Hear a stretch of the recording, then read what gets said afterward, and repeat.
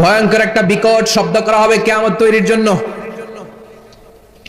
ওই শব্দটা বাজানোর জন্য রব্বুল আলামিন একজন ফেরেশতা বানিয়েছেন, নাম হলো ইসরাফিল। নাম কি? ইসরাফিল। ওই ফেরেশতার পা হচ্ছে জমিনের নিচে, মাথা হলো আকাশের উপরে।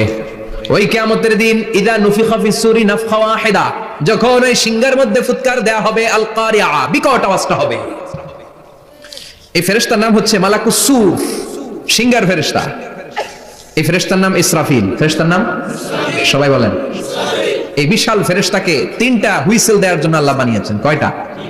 সবাই বলেন। তার ডিউটি হচ্ছে তিনটা হুইসেল দিবে, হর্ন বাজাবে তিনটা।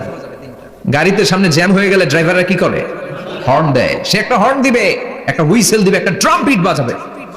ওইটাকে আরবিতে বলে সূর।